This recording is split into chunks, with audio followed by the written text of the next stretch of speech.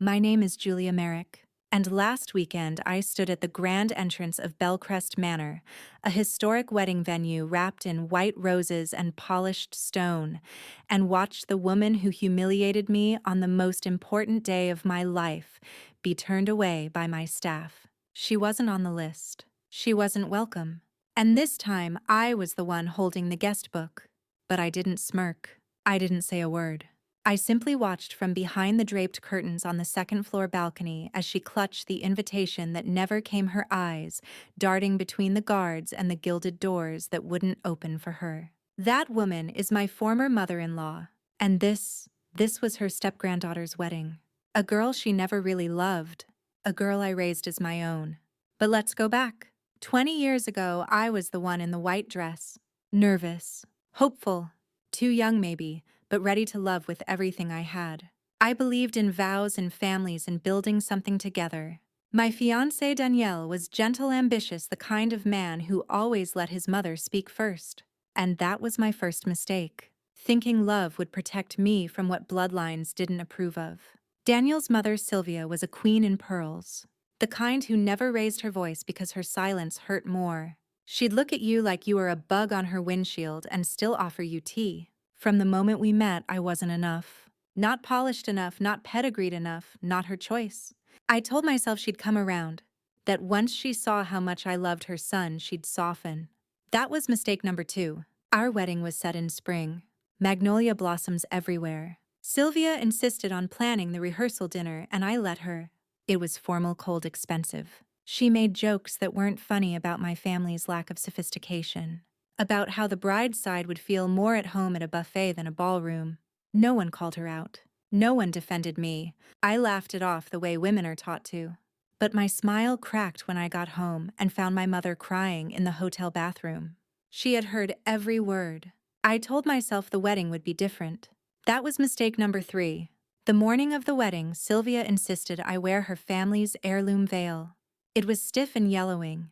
I had chosen a soft lace one that matched my dress, but she accidentally had it left behind at the house. There wasn't time to go back, so I wore her veil. I looked in the mirror and didn't see myself anymore, but I swallowed it. For Daniel. For peace. At the ceremony, she sat in the front row, arms folded, mouth tight. She didn't smile once. When it came time for the speeches at the reception, she took the mic. I thought maybe this would be the moment. The moment she welcomed me. Instead, she said, "Some people marry up, some people marry down, but we all pray they rise to the occasion." The room went silent. Then came the scattered laughter. Nervous, polite. Daniel didn't stop her. He didn't even flinch. And I stood there, champagne glass in hand, wearing a smile I stitched together with shame. That moment never left me. Years passed. Daniel and I stayed together longer than we should have. He had a daughter from a previous relationship, Clara, who was just 6 when we married. Her mother had left long before I entered the picture. Sylvia never considered Clara real family. But I did. When Daniel and I eventually separated, it wasn't bitter. We outgrew each other, or maybe I simply reclaimed my backbone. Clara stayed with me most of the time. I paid for her violin lessons, packed her school lunches, helped her choose her prom dress. She started calling me Mom without prompting. And I never corrected her. I built a career. Wedding planning, ironically. I became what Sylvia never thought I could, respected in demand, elegant in my own damn right. So when Clara got engaged and asked me to plan her wedding, I said yes, without hesitation. Not because I wanted to relive my own, but because I wanted her to have the day I never did. We planned everything together. Every flower, every plate, every note of music, except the guest list. That was mine to finalize.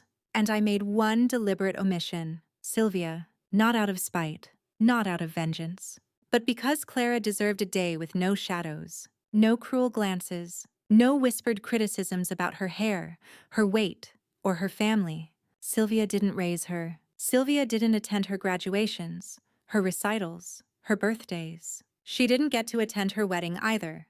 When the day came, Sylvia arrived anyway, uninvited, unannounced. She wore pearls, of course, and that same cold stare. But this time she didn't get past the gate.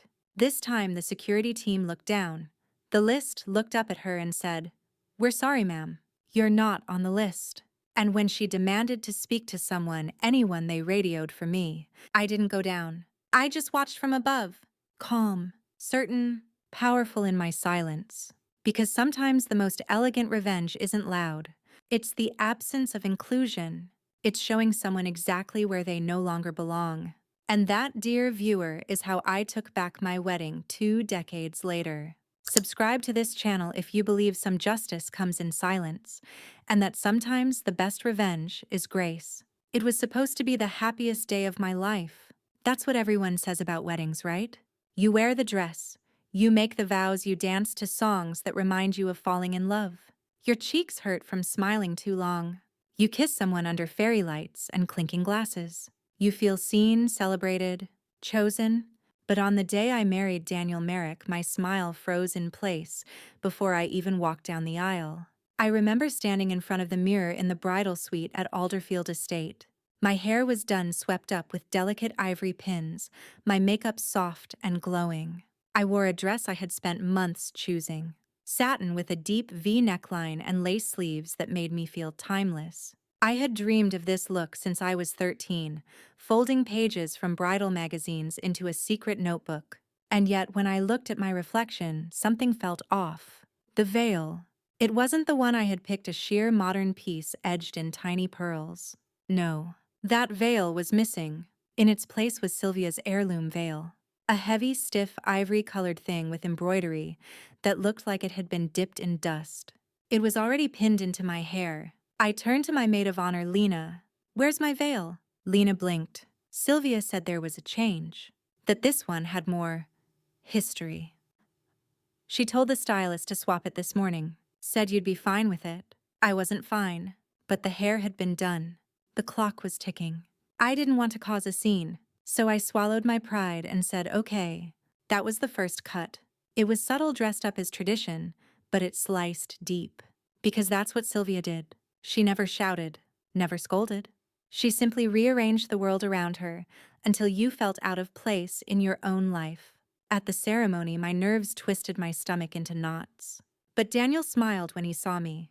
For a moment, his expression washed over the ache. I believed again, even if briefly, that love was enough.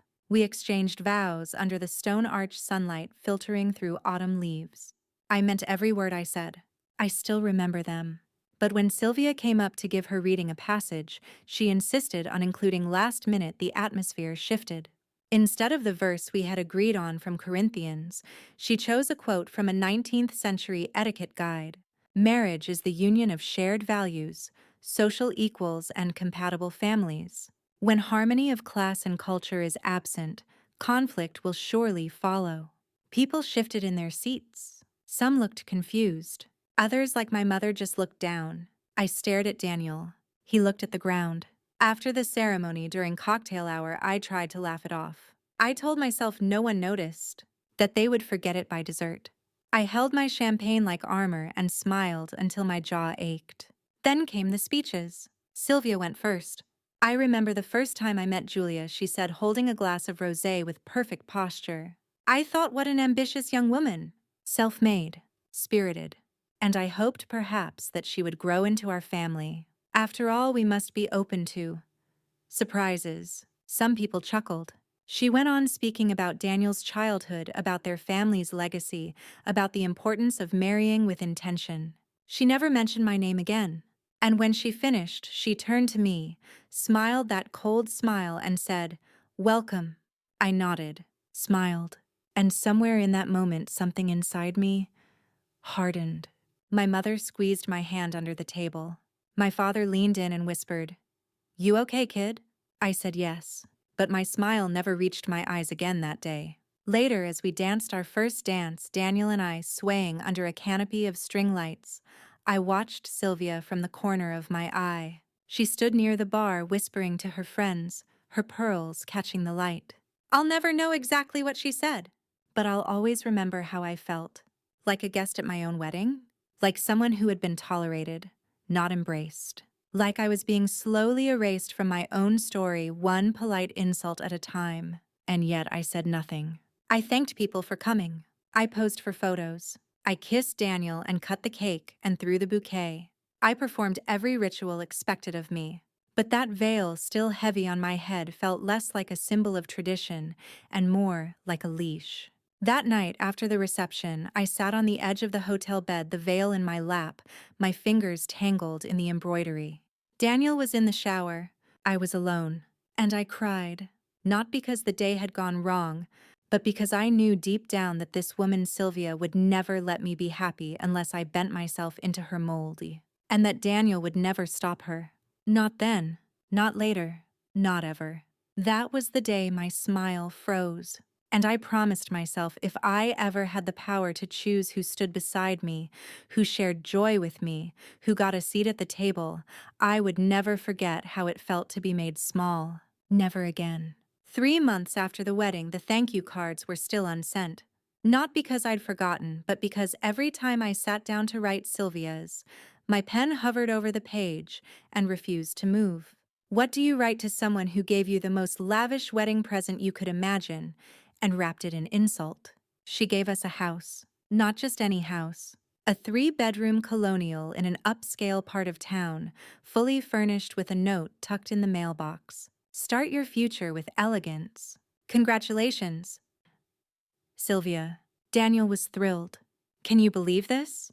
He'd said, spinning me around in the empty living room the day we got the keys. My mom really came through for us. But I noticed what he didn't. The furniture was hers. The dining table mahogany with ornate claw feet was from her guest house. The paintings were oil portraits of her ancestors.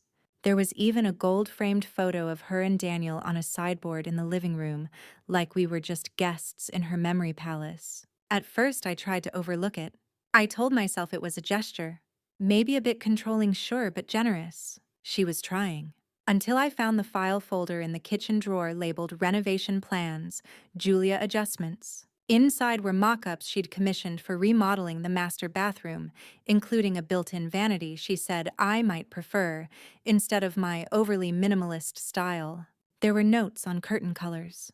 A list of acceptable plants for the front yard, complete with her own gardener's card clipped to the front. And worst of all, a sticky note that simply read, "Paint over the navy in Julia's office.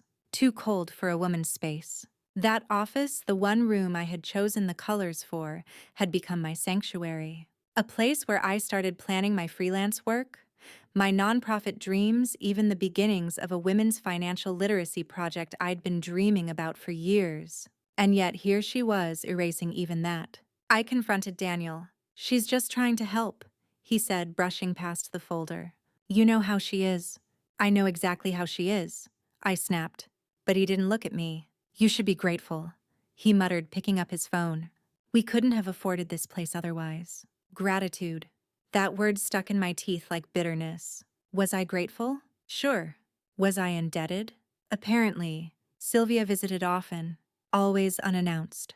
She'd ring the bell and walk in before I could answer, carrying bags of her favorite wines, gluten-free bread just in case, and armfuls of unsolicited decor. One afternoon, I came home to find her rearranging our bookshelves.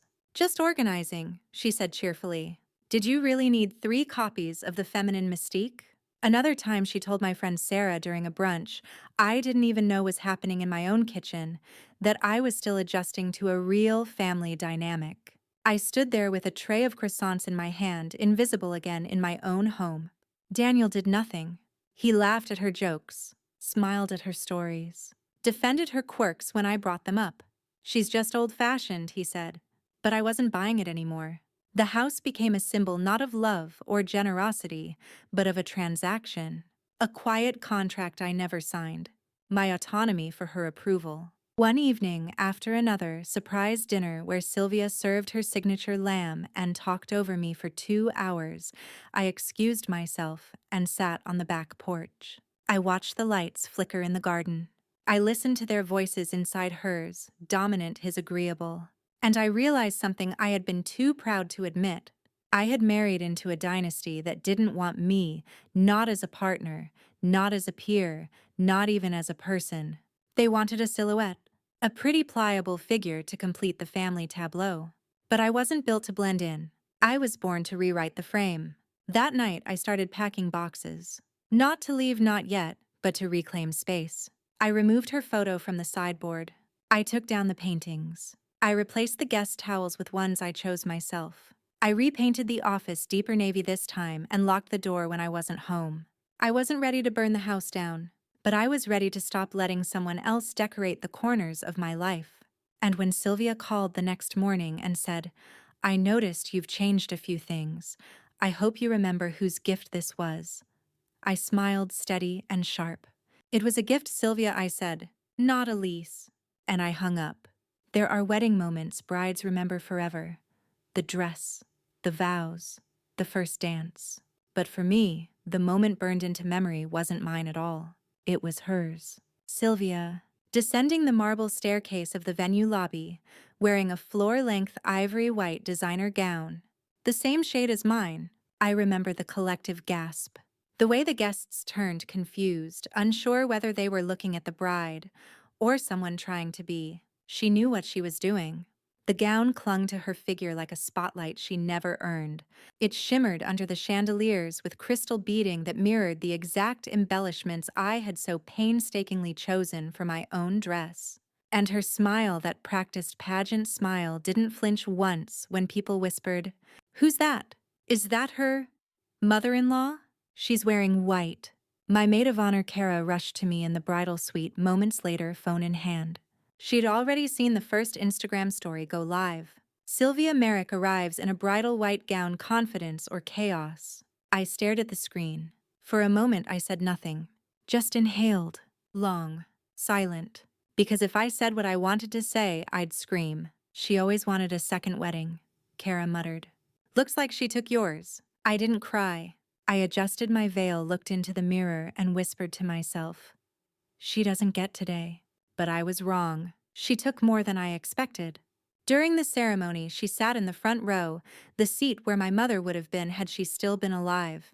Sylvia didn't flinch. She nodded, serene and statuesque, like a royal matriarch in her element. She clapped daintily at our vows, though I noticed her rolling her eyes when I mentioned building a partnership of equals. When the officiant asked for blessings from family, Sylvia was the first to stand. Her voice echoed unnaturally loud. "I bless this union with the strength and poise of the Merrick family legacy. May Julia grow into it." Grow into it? As if I were a borrowed suit. I smiled through it. Politely, tightly. The kind of smile you wear when you realize the battle you're in has no rules, only rituals. But it wasn't over. During the reception, she cornered me by the cake table. "Everyone's been so complimentary," she purred. "I told the boutique I might outshine you just a little. But they said, it's fine, we're both family now." My jaw locked. I remember glancing at Daniel across the room. He was laughing with his groomsmen, oblivious. Or maybe pretending to be. "I suppose it's good I chose something elegant," Sylvia added, adjusting her diamond earrings. "Would have been awkward if I looked more like the help." That was it. I placed my champagne flute down calmly. "Actually, Sylvia," I said with a smile, "I think you misunderstood something." Her brow arched. "This isn't your show?" She blinked, surprised. "Just for a second." Then laughed, a practiced, dismissive sound. "Oh, darling, lighten up. It's your big day. Smile." I did, but not for her. That night, I changed the caption on my wedding photo post before hitting publish. "Not every white dress belongs to the bride, but every story finds its truth." Merrick wedding. It went viral. Over 40,000 likes. Dozens of comments. "Who wears white to someone else's wedding? This ML is a walking red flag. Julia, you looked stunning despite the sabotage." And for once, the narrative wasn't hers to control. It was mine. 2 weeks after the wedding, my thank you cards sat untouched on the dining table. I stared at them like they were bricks, heavy with expectation and social contract. Thank her. For what? For turning my wedding into her runway. Daniel noticed. "Still not done. I'm not in a rush to write a note to someone who wore bridal white to my ceremony." He laughed lightly. "You know she didn't mean anything by it." I turned to him slowly. "She meant everything by it." He shrugged as if that answered anything. And just like that, the seed that had quietly planted itself the day we said, "I do," began to sprout. Then came the invitation. It arrived on thick ivory cardstock, hand-delivered in an envelope with wax seal, the kind of overdone luxury that screamed, Look at me. I slid it open. It was from Natalie Daniels' niece. She was getting married in the spring. And there it was. A name missing from the list. Mine. The card was addressed to Mr. Daniel Merrick plus guest. Guest. Not Mrs. Julia Merrick. Not Daniel and Julia. Not even the Merricks. Just Daniel. And an open-ended guest like I was interchangeable. A temporary placeholder in my own marriage. I flipped the card over, heart thudding. Inside the RSVP section, a handwritten note. Daniel, we'd love for you to be there. It's an intimate family gathering. Feel free to bring someone you're close to. Someone you're close to. I stared at the sentence. Was I not close? I picked up my phone, dialed Natalie. She answered on the second ring, overly cheerful. Aunt Julia. Hey. Hi, I said evenly. Quick question. Was there a mistake on the invite? Silence. Then a breath. Okay, look. She said, don't take it personally, but my mom, your favorite person, thought it would be less tense if we didn't complicate things. Sylvia told you not to invite me? Well, not exactly. But she said you've been, dramatic. The caption, the photo, and the whole dress incident. She's just trying to keep the peace. I bit my tongue. Hard. Natalie continued. Honestly, it's her paying for most of the wedding. She had a list of people she didn't want drama from. You made it. I laughed, a single hollow sound. Well, that's very honest of you. She paused. I mean, I'm not saying you can't come. But if you do come, just maybe keep things low-key. Low-key. I thanked her for the call, hung up, and stared at the wall. Daniel walked in, noticed my face. What happened? I handed him the card. He read it. Said nothing. I waited. Nothing.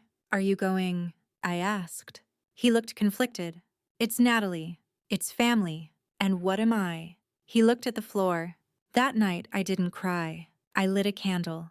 I poured a glass of wine. And I opened my laptop. If I wasn't invited to their table, I'd build my own. And I knew exactly where to start.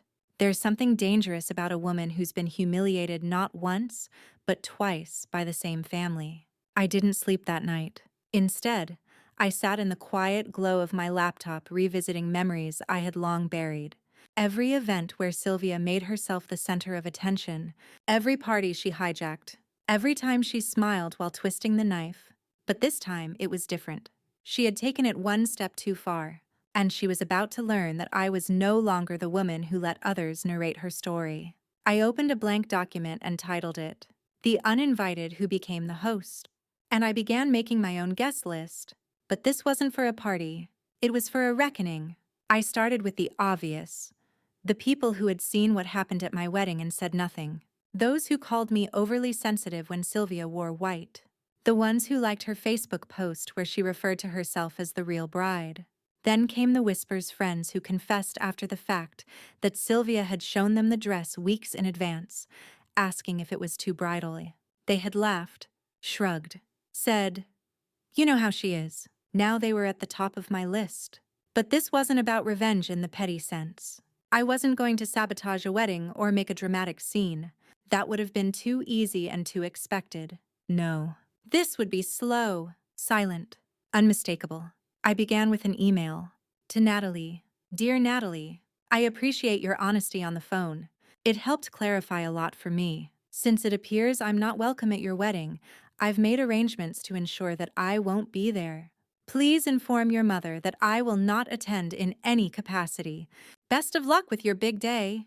Julia Merrick. I clicked send. Then I opened another email. This time to the owner of the Whitestone estate, the luxurious venue where Natalie was getting married. A place I was quite familiar with. Not because of its chandeliers or its sprawling gardens, but because I had once advised the family that owned it during a messy financial restructure. I knew their pain points. I also knew their weak spot, an offer too good to refuse. I called in a favor. Then I made an offer, a very generous one. And just like that, the venue was mine for the next 6 months, which included one very specific weekend in spring, the same weekend as Natalie's wedding. The fallout began 3 days later. It started with a frantic voicemail from Sylvia.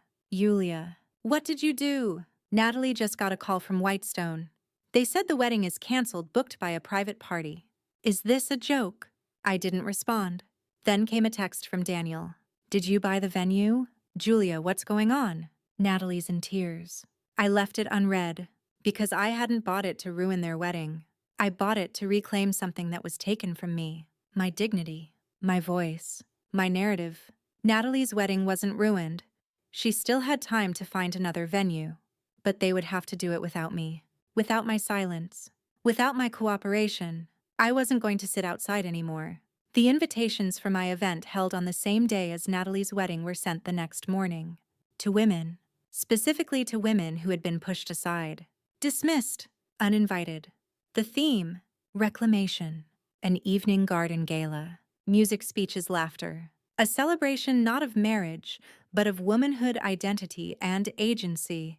The kind of event Sylvia would have died to be photographed at. And she wasn't on the list. I didn't expect silence. Not from Sylvia. She had always been the kind of woman who turned criticism into performance, shame into spin. But after I sent the invitation list for my event to a select circle of mutual acquaintances, ensuring it accidentally found its way onto Sylvia's radar, the phones stopped ringing. That was the first sign she didn't know how to respond. Because this wasn't a fight she could win by shouting louder. This wasn't a dinner table spat, or a manipulative whisper in Natalie's ear. This was public. It was strategic. And most of all, it was elegant. The theme of the evening, rewriting the narrative, celebrating women who said enough. And let me tell you, the RSVPs came flooding in. I hadn't realized how many women were waiting for a space like this. Journalists, community leaders, even former brides who had their own Sylvia to contend with. They came dressed in color not mourning or white, but deep hues of resilience and survival. Emerald, burgundy, sapphire. They brought stories. And I gave them a microphone. As the date drew near, Sylvia sent one final message. Julia, this is not just about you. Natalie is hurt. Her wedding is hanging by a thread. Please, don't do this. Let us have our day. It was the first time she had said please in a message to me in years. I stared at the screen, and for a moment I remembered all the birthdays she'd skipped. The holidays she forgot I was hosting.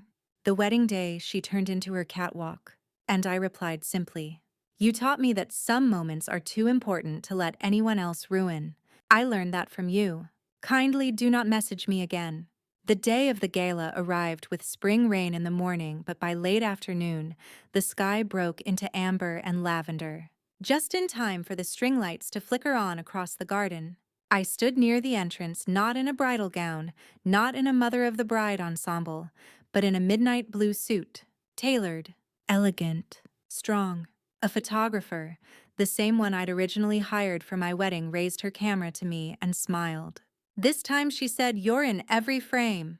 Guests mingled beneath trees dripping with blossoms. Laughter, genuine and unscripted, floated above the music. There were no centerpieces trying to outshine the guests. No shallow toasts. Only truth. Only community. And behind it all, the absence of someone whose approval I no longer needed. Sylvia wasn't there. But her absence was louder than her presence ever could have been. I heard from Daniel, of course. He called to say Natalie had moved the wedding to a small venue last minute, stripped down the guest list, and walked down the aisle in a dress she barely had time to alter. She cried the morning of, he said she felt like her wedding had a shadow over it. I almost said I understood. But I didn't, because my event wasn't a shadow. It was a sunrise. At the end of the evening, after the speeches and music, I stood by the ivy-covered podium and took a breath. I used to think silence was strength, I began. That by letting things go by, not making a fuss, I was being mature, even graceful. A few women nodded, but all that did was teach the people who hurt me that I was safe to hurt. A murmur of agreement. Tonight isn't about revenge. It's about revision. It's about taking the pen back from the people who wrote us into roles we didn't ask for. The applause that followed wasn't thunderous, it was warm. It was knowing. It was shared. And for the first time in a long time, I felt full. Not in spite of what I'd lost, but because I had finally chosen what I was worth keeping. The morning after the gala, I woke up to sunlight slicing through linen curtains, birdsong in the distance, and the quietest peace I'd felt in years. No frantic texts. No last-minute errands. No voice in my head asking, "Did you offend her again?" Instead, I brewed coffee in silence, flipped open my laptop and watched as the internet lit up, not with scandal, but solidarity. A local lifestyle blog had picked up the story overnight. One of the journalists who attended a woman I barely knew had posted a thread with the headline, "What happens when the problem daughter hosts the most powerful night of the year?" The pictures were stunning. Women hugging, laughing, speaking, crying. There was one of me in that midnight blue suit, mid-speech, fire in my eyes, my hands open as if offering something unspoken to the crowd. But what caught me off guard was the thread's final photo, a black and white candid of me alone at the podium staring out at a sea of women. Captioned simply, "And not one of them looked away."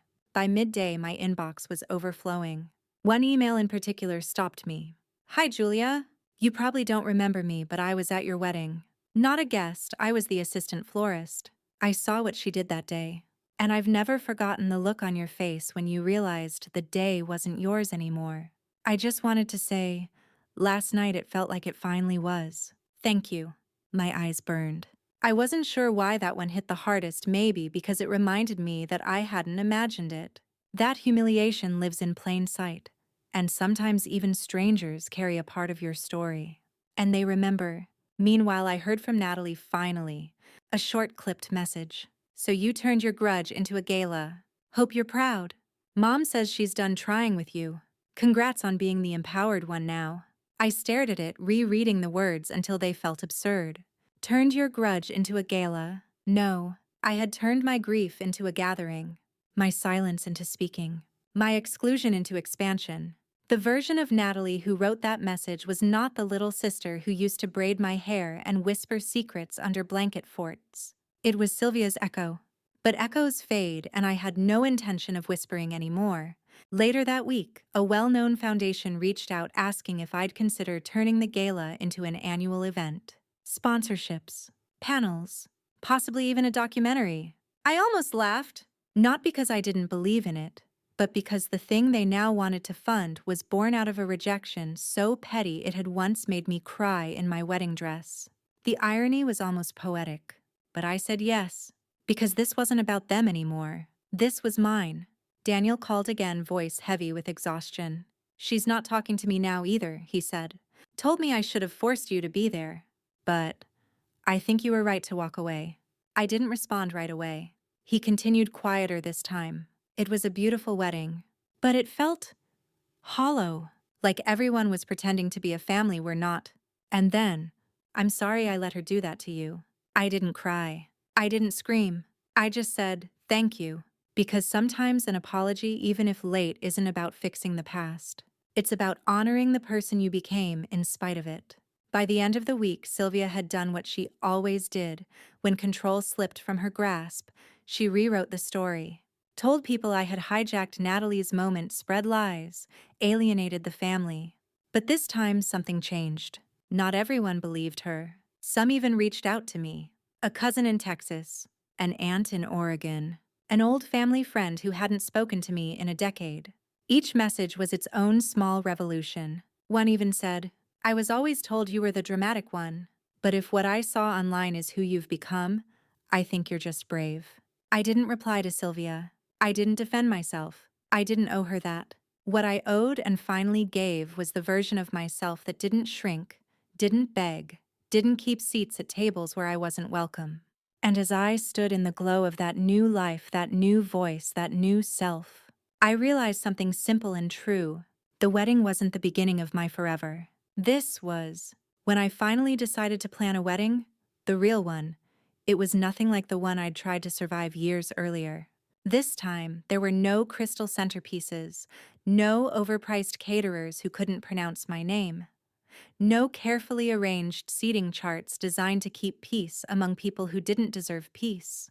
There was just intention, and joy, and a list of names that came from my heart, not from obligation. It started with 12 people. 12 women who had sent me emails after the gala. Survivors, warriors, quiet, revolutionaries.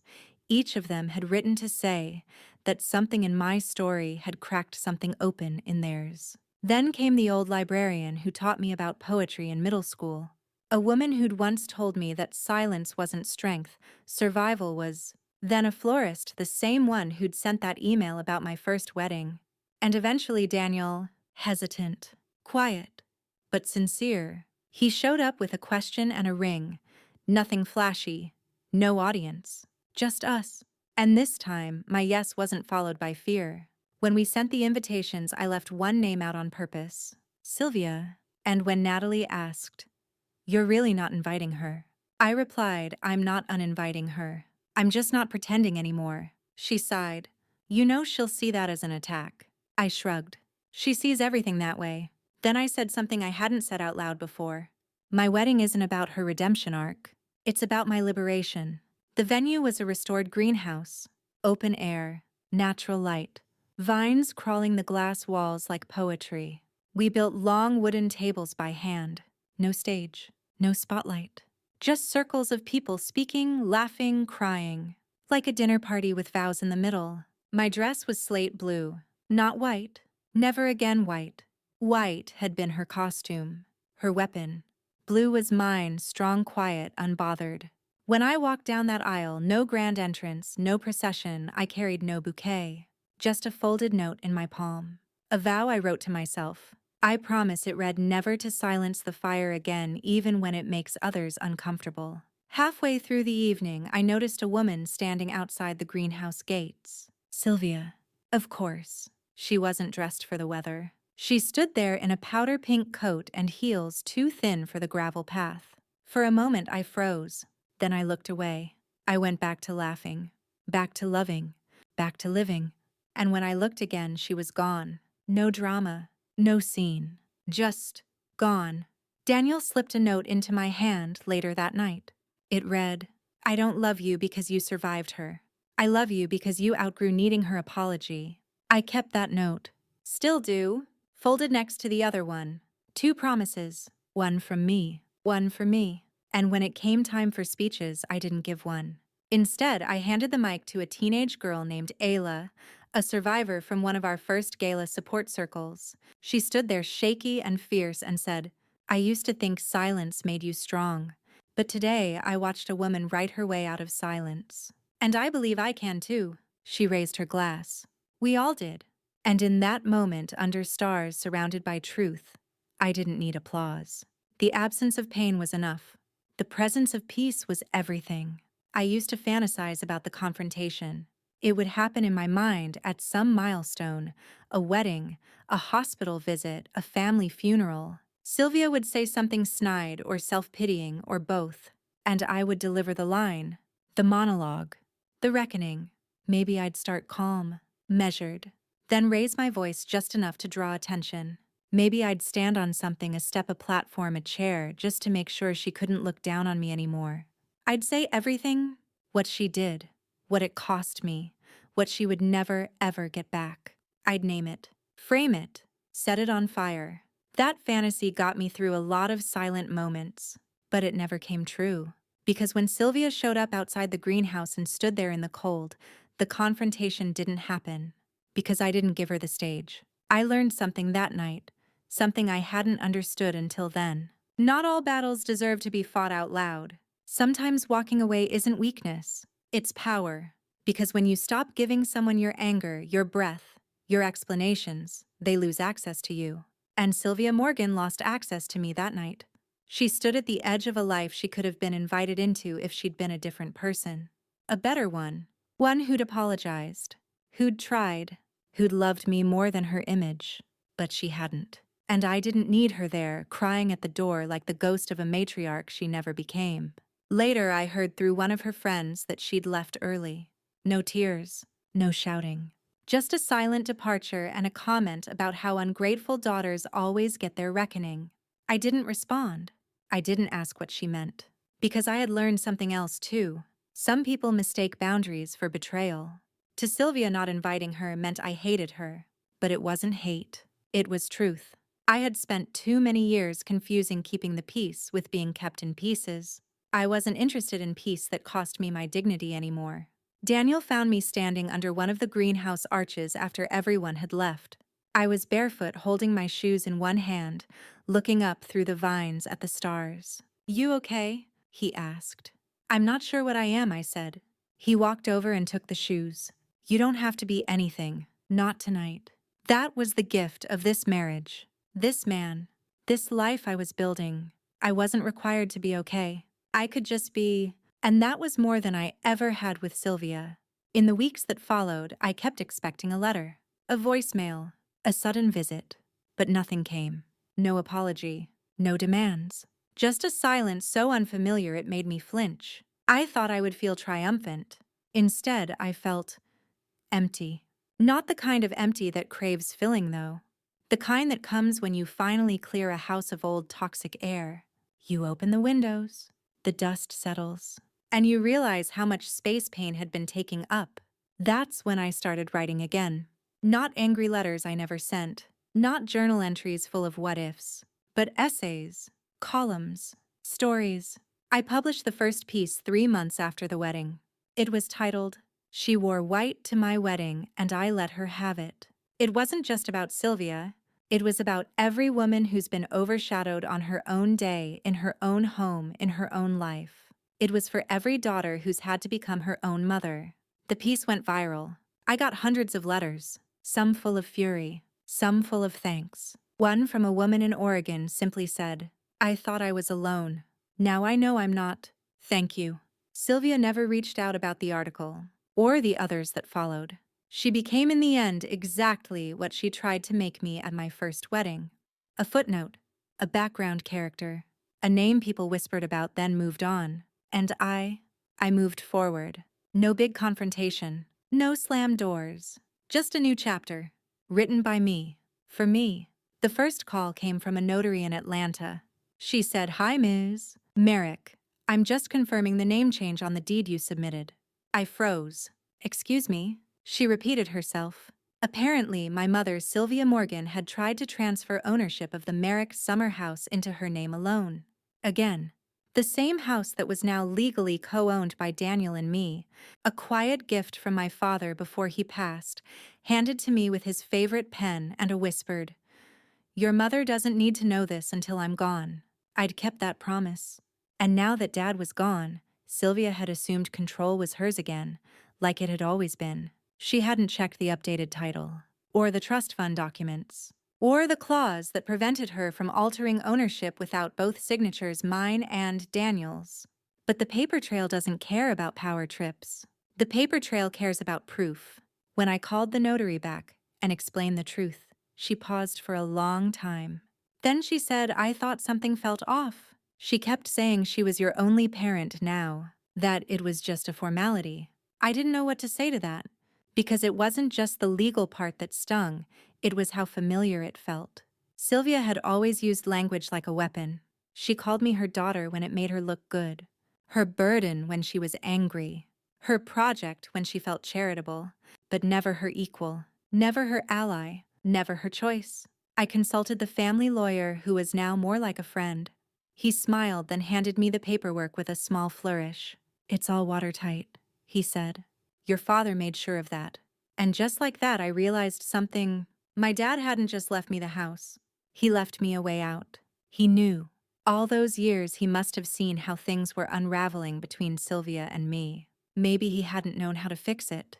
Maybe he didn't think he could, but he made sure I wouldn't lose everything. He gave me the last say. Sylvia's attempt failed, of course. She never even showed up to contest it. Just like she hadn't shown up in court when my father's will was read. Just like she hadn't shown up for me ever. Not when I was sick. Not when I won my first grant. Not when I lost my first baby. She showed up for her image, for the cameras, for the power. But when it came to truth, she always ran. The Merrick Summer House now had a new plaque on the gate. The Blue Wing House, in honor of quiet women who found their voice. We opened it last month as a retreat for women rebuilding their lives after financial abuse. Some came with children, some with nothing but a backpack. All of them walked through those doors with shame in their eyes and fire in their hearts. They painted walls, planted gardens, cried at sunset. One woman wrote on the mirror in the upstairs guest room, "She took my money, but she didn't take me." It stayed there. No one erased it. Because paper trails speak, but women's truths roar. Daniel watched all of it unfold with the same quiet steadiness he's always had. When I told him about the notary call, he just nodded. "She'll keep trying," he said. "But she doesn't know she already lost." And he was right. Because Sylvia didn't lose when the house stayed in my name. She didn't lose when I married someone she didn't approve of. She lost when I stopped needing her approval. She lost the moment her voice stopped being the loudest one in my head. There's a poem I taped above my desk at the Bluing House. I don't know who wrote it. It just appeared typed on a crumpled paper left in the donation box. It reads, "Let them uninvite you. Let them erase your name. Then write it bigger, louder, in ink they cannot wash away." That's what I think of now every time I look at the deed. Every time I sign another check to keep the retreat open. Every time I receive an email that starts with, "You don't know me, but your story saved my life." Sylvia's name isn't in the Bluing records, but her shadow is, not as the founder, as the reason it had to exist in the first place. And that, in its own poetic way, is justice. She gave me trauma, but she also gave me purpose. Not because she meant to, but because I refused to carry her legacy forward. I built my own. The letter arrived on ivory cardstock with cursive gold lettering. "You are cordially invited to the wedding of Charlotte Morgan and Ethan Wren." I stared at it expressionless at first, not because I wasn't expecting it, but because I didn't know what to feel. Charlotte was my cousin, the daughter of Sylvia's younger sister Rachel, a girl who used to braid her hair beside me during Christmas dinners and ask, "Are your drawings going to be famous someday?" A girl I once babysat. But this wasn't just a wedding invitation. This was Sylvia's new game board. She wasn't walking me down any aisle. So now she was orchestrating someone else's, as if that would erase the story that was already told. Daniel walked in while I was still holding the envelope. He glanced at it and said, "You don't have to go." But I wasn't sure. Because maybe I did, not for Sylvia, not even for Charlotte, but for me. For the girl who stood in white with a trembling smile all those years ago, while her mother wore a more expensive dress and gave a louder speech. For the woman who stood at the gate of her own home, denied by blood but empowered by truth. I wasn't going as a guest. I was going as a reminder. The day of Charlotte's wedding arrived. It was elegant. Outdoor venue. Arch of soft pink roses. A string quartet humming in the corner like a held breath. The guests were a collection of old names and new money. I wore black, not because I was mourning, but because it was the color I had always been told to hide in. And I didn't want to hide anymore. Sylvia was seated in the front row of coarse flawless in cream silk. Her silver hair swept back like a queen unbothered by storms. She saw me from across the lawn and blinked once, then looked away, but not before her jaw tightened. Not before her hand clutched her clutch bag just a little harder. Good. Let her feel the silence that used to surround me. I sat beside Daniel, eyes calm, heart steady. When Charlotte walked down the aisle, she looked radiant but nervous. Her steps faltered slightly. When she reached the altar, she leaned toward the microphone and whispered something to the officiant. Then she turned around and faced the crowd. "I want to read something," she said, voice small. There was a rustle.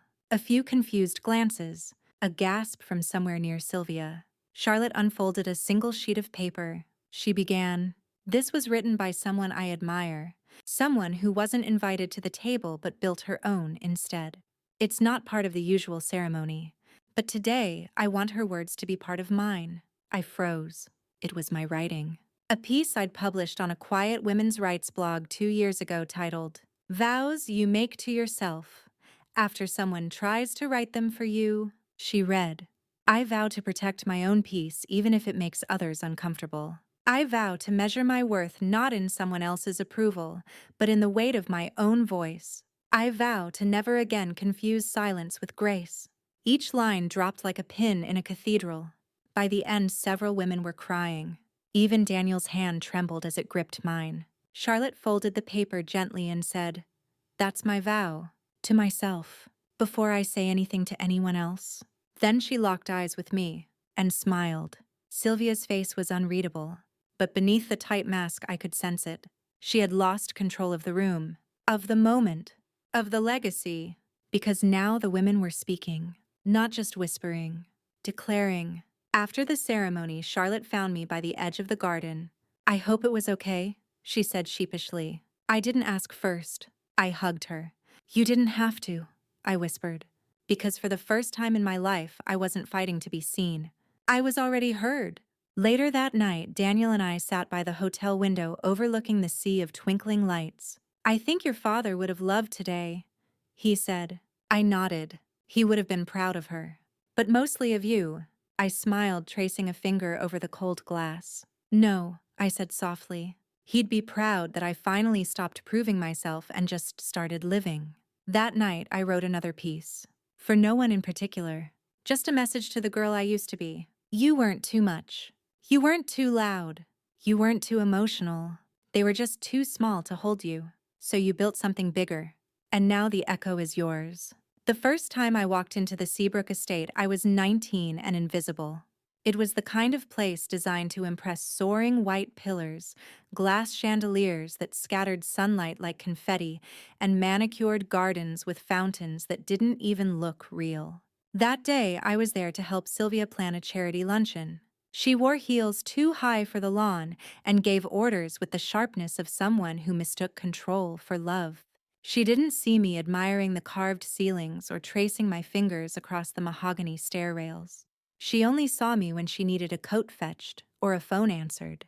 This place, she said back then, isn't for girls like you, Julia. It's for people who know how to be someone. I nodded like I understood. But I never forgot those words. Or that ceiling. 30 years later, I bought it. Not out of vengeance. Out of poetry. After Charlotte's wedding, there was a shift, subtle but seismic. I began getting messages from women who had been there that day, asking about the piece she read. I was invited to speak at a local women's circle. A university reached out to license some of my work as part of a gender studies curriculum. At first, I hesitated. I wasn't a scholar or a speaker. I was just a woman who'd been humiliated by her own mother and learned how to write about it. But maybe that was enough. Maybe that was power. Then one evening, Daniel walked into my office with a mischievous grin. He placed a folder in front of me. I opened it and gasped. It was a real estate offer. The Seabrook estate. I looked up wide-eyed. You said once, he began, that place made you feel small. Thought maybe you'd like to own the damn thing. I laughed. Then cried. Then signed. We didn't just restore it. We reimagined it. The Grand Ballroom became a retreat space for women-led nonprofits. The West Wing became offices for a financial literacy program I co-founded with two brilliant younger women who had survived economic abuse. The bridal suite became a quiet reflection room filled with journals, soft lighting, and a stained glass quote from Charlotte's vows. I vow to never again confuse silence with grace. People noticed. News articles were written. A local reporter dubbed it, "The house that dignity built." Even Sylvia must have noticed. Because one spring morning she sent a handwritten card. It read, "You've made something beautiful. I'm glad someone finally did. No apology, no ownership, just concession." And somehow that felt like the biggest loss of control she'd ever experienced. But I didn't need her apology, because I wasn't trying to fix the past anymore. I was building a better inheritance, not money, meaning. One day, I was walking through the East Garden, my favorite, when I saw a group of young women seated in a circle on the lawn. They were writing letters to their younger selves as part of a workshop. One of them looked up and asked, "Are you the one who owns this place?" I smiled. Sort of. Another girl said, "It's crazy, just being here makes me feel like I matter more." I swallowed a lump in my throat. That's the idea, I said. Because long ago, a woman walked through this place and felt like a ghost. Now she was part of every mirror, every bench, every piece of light. I still keep the original wedding photo, the one from my own ceremony. The one where Sylvia is in white laughing, stealing the frame. But I've reframed it, literally. It hangs in my office surrounded by new photographs. Charlotte's wedding, the first women's workshop at Seabrook, Daniel teaching a budgeting class to a room full of single moms. The frame is gilded, but the real gold is what surrounds it. The after, the legacy. When people ask me if I ever think about what Sylvia lost, I say, she didn't lose me, she gave me away. And in doing so, she gave me back to myself. It wasn't a standing ovation. There was no thunder of clapping hands, no crowd on their feet. But the applause was there in silence, in stares in eyes that softened when they saw me walk into the room. The first time I felt it was at a community event we hosted at the estate. We had just finished a panel called Redefining Legacy, Women Who Changed Their Story, and I was walking back toward the garden when a woman, maybe mid-60s, silver hair, pulled back eyes worn from time, gently touched my arm. "You're Julia," she said. I nodded, cautious. "My daughter talks about you. She came here for one of your seminars." Left saying she'd never ask permission to exist again. Her lips trembled and then she smiled. "Thank you for giving her back to herself." I stood there momentarily speechless, because for decades I had been the one erased, and now strangers were thanking me for helping them reappear. The applause wasn't always praise. Sometimes it was the silence of those who once ignored you, now watching unsure how to speak your name. Sometimes it was the friend of a friend who used to invite me to baby showers but never to bridal showers because you're divorced, and it might be uncomfortable. Now, she messaged me after reading my essay in The Atlantic. "I'm sorry I made you feel like your life didn't qualify as celebratory," she wrote. That was applause too. Quiet. Uneasy. But real? One evening, after a particularly long day of speaking with a women's advocacy group, I found myself alone in the west hallway of the estate. The lights were dimmed. My heels echoed. And then I saw it. A framed letter on the wall, something the team had hung while I'd been away. It was a note from Charlotte written months after her wedding. "Mom, I don't know if you ever realized this, but you taught me how to stay, even when it hurts. How to speak even when they don't want you to, and how to rewrite even the ugliest story into something worth reading again. I didn't just choose to honor you on my wedding day. I chose to become you in every room I walk into." I cried, openly, without shame, because for so long I believed my voice didn't matter. Now it hung on walls. It filled rooms. It rebuilt homes. But perhaps the most unexpected applause came from the one person I thought would never offer it. Sylvia. She didn't speak at first. She simply showed up uninvited to a small poetry night we hosted at the estate. She sat in the back. Didn't comment. Didn't interrupt. But I saw her eyes water when a young woman read a poem called "Mothers Who Taught Me Silence." After the event, I passed by her without a word. But she stood, walked beside me, then stopped, and whispered, "I don't know how to be forgiven, but I'm trying to understand." I didn't respond, because that night wasn't for her. It was for all the women who never got their wedding speeches, their graduation toasts, their birthday candles blown out with pride instead of pity. But in her voice I heard the softest sound, the faintest clap, a single hand learning how to meet the other. I learned that revenge doesn't always shout. Sometimes it reclaims quietly. It buys the house where you were once humiliated. It funds a scholarship in the name of the daughter they said would never thrive. It turns the wedding where you were mocked into the birthplace of a movement. And sometimes it just sits at a garden bench watching the sunset over a property you now own, knowing no one can unwrite your name from this story again. People ask me now if I still think about my own wedding. I do, not with pain but with perspective. It was never really about the dress Sylvia wore, or the way she mocked me in front of guests. It was about the echo that followed me after, the whisper, "You don't belong here," and the years I spent believing it. But now the echo has changed. It whispers back to me in the voice of every woman I've helped. It lives in every letter that begins with "Dear Julia." It thrives in every space where silence used to live. That's my applause. Not loud, but lasting. It was the final toast at Charlotte's wedding reception. The lights in the garden had just dimmed into a soft amber hue. String lights twinkled above, casting delicate shadows on the linen-covered tables. Laughter lingered from the last speech, and clinking glasses filled the brief pause as everyone waited for the next voice. Then my daughter stood microphone in hand. "I have one last person I want to thank tonight," she said, her voice clear, unwavering. She didn't walk me down the aisle, but she carried me through life. All heads turned to me. I froze. She continued.